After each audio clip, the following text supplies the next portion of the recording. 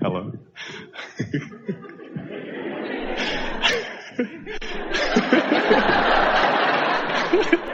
Your energy matches your face. I just knew I was going to get called. Yeah. Confidence is no split energy. No split energy is power. The awesome power of non-resisted thought. The awesome power. We want to tweak it just a little bit and call it the awesome pleasure of non-resisted thought. Because when you've got power, you usually misuse it. And we don't mean that you misuse it, because we just mean sometimes when you're thinking about the power of something, it makes you want to point it at things and change them.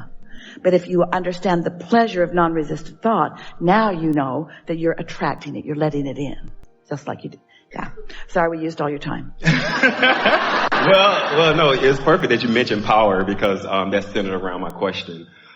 I've been on this spiritual journey since 2006. I was a high school student, and I had never meditated or never thought of anything about the law of attraction. And I was working a summer job and as a high school student, and it was a 9 to 5. And so I was kind of getting an experience of what the real world was like.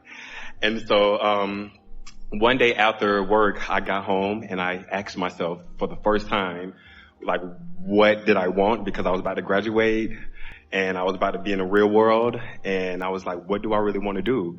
And so The real world, meaning the world that most people have carved out for them, which wasn't what you wanted. Exactly. And I've been struggling with that all my life, of being in this world. My being has just struggled a lot. Well, it's not being in the world that is causing the struggle. It's not being conscious in the world. It's not guiding yourself in the world. It's bouncing along like a cork on the raging sea that feels uncomfortable. Once you get a hold on this like you're getting, then being in this world is not a struggle. It's just a constant, steady blessing of wonderful things. Yeah. And so my question around power is just how, I guess I'm speaking to Abraham now, just how Abraham is able to come through Esther. I'm aware that I have this power. Yes, you do.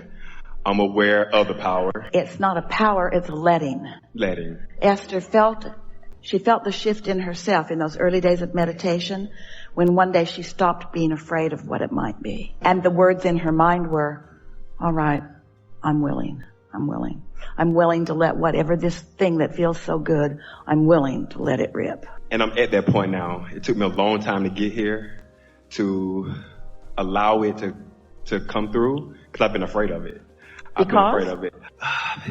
It just felt... Because it's misunderstood, because other people don't get it, and maybe I don't understand it completely. What Esther said to herself, Esther said, should I tell my parents about it? And we said, not a good idea.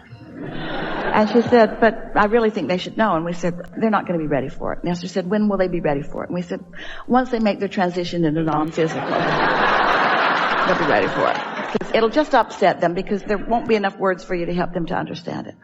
So what Esther came to understand about that, and what causes your fear, and it's really at the basis of everything that doesn't go well for everybody, it's your awareness of people's response to you that you put in a higher place of priority than your own awareness of your response to your inner being and your inner being's response to you.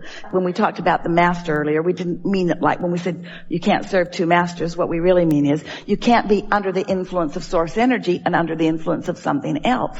And nothing comes close to being under the influence of source energy.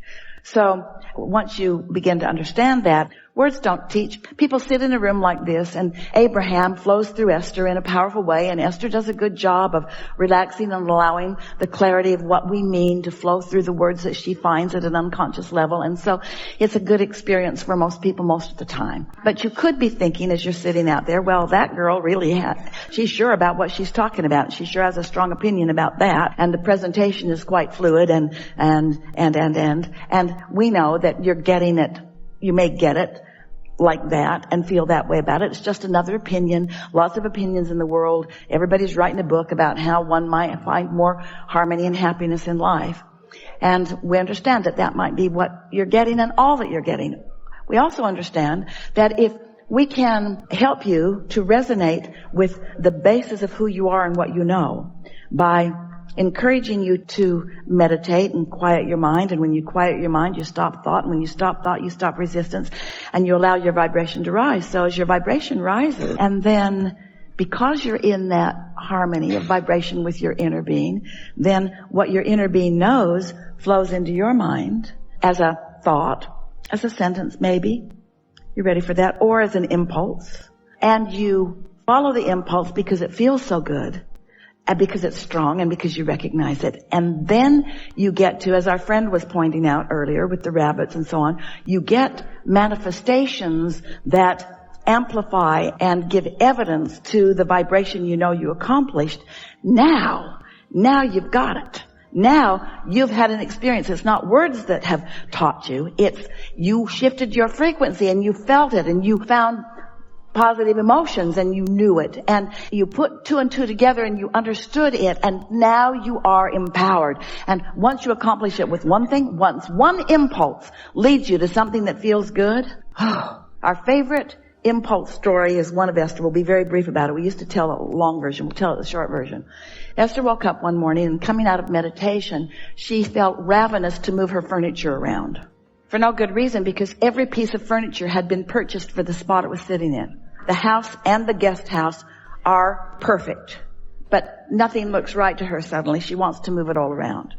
Well, she's there alone. She's not going to move the furniture by herself. It needs to be picked up and moved from place to place. So she got online and found movers that might be able to come today, 2 men in a truck that could show up. She called them and she said, I don't need a truck, but I need 2 men. And I'm not moving anything very far, just across the room. And maybe into the house next door. In other words, just close by, no truck.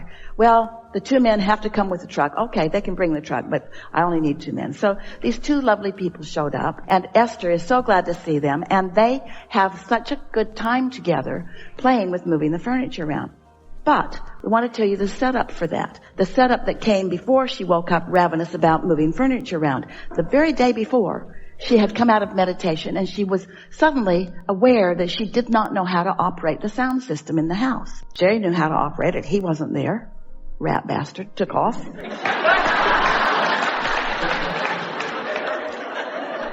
That's Jerry. That's Jerry. He likes that playful side of Esther.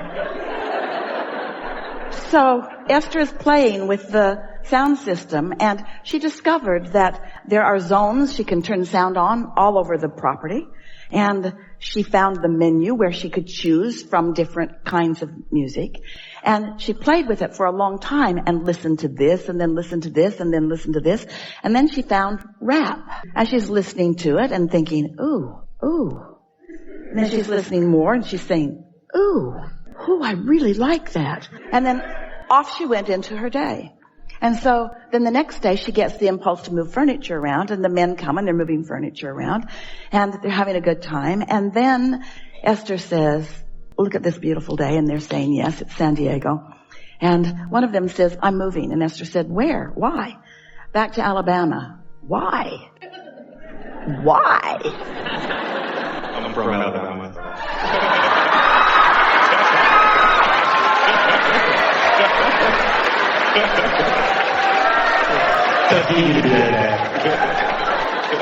Really? Could that be the reason this story applies? So, why are you moving? Because I'm a rapper. And I had some stuff going on back there, and I haven't been able to get it going out here, and so I'm going to go back to that. And Esther said, hold on a minute. And now, with her new knowledge, she went in, selected every zone on the property, turned it up, full volume, and put it on rap. And went back out. They cannot believe what's going on. Esther's got her moves.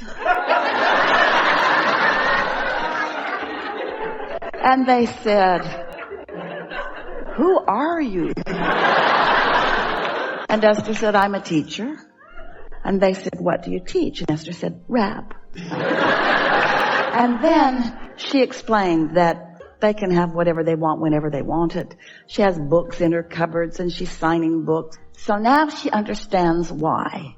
On the first morning she wakes up wanting to find music, and boy did she find some. And on the next day she woke up wanting to find someone to move furniture around that doesn't need to be moved around. They moved it all around, and then they moved it all back pretty much to where nothing's in a different place now. It's all right where it was. All that happened was that she got to meet these people, and they got to meet her, and they got to find resonance with their hearts, and they got to know what they'd been looking for, and she got to give them answers to questions that they'd been asking, because she was their path of least resistance, you see. So that's how it works, isn't it? One last question. So I have these peaks where I am completely in the vortex. I'm thriving. I'm on a high. And then a part of myself sabotages it. Well, here's the thing. Just do your segment intending when you know you're there. And when you know you're sabotaging, take a nap. Or do something else.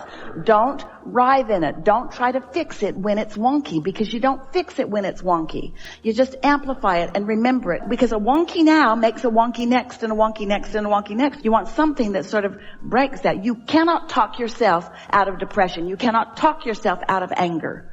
You can't talk yourself out of discord, because the law of attraction is bringing back to you identical vibrations to what you're radiating. Someone earlier said something like shutting it down. In other words, I'm going to stop doing that. And we say, no, you're not. You can't just stop doing something that already, you can catch it when the momentum is early and maybe guide it into a different direction. But once it's already there, just look for the positive aspects in the discord. What did you call it? What did you call those moments when it doesn't feel good? What was your word? Did you give it a description? I don't remember if I did. Sabotage. Yeah. So stop in that moment, and it's wise because you know you're doing it. You didn't say someone else was. So stop and soften that a little bit and say, well, I don't mean sabotage. I mean not being deliberate. And I know that I'm having a step one moment, and it's all right, because contrast is important to the universe. And if I didn't feel this in a strong way, I couldn't know how good the other. In other words, they go together. For you to know true love, you've got to know hate too. If you haven't felt the difference, how are you going to know? If you put Novocaine in your hand and you touch the hot stove and you say, I don't know why everybody worries about a hot stove. What's that smell? You're glad to know. I'm glad my guidance is working, and I'm so glad that my guidance works, and I can feel this isn't something that I want to amplify. And then off you go. Thank you.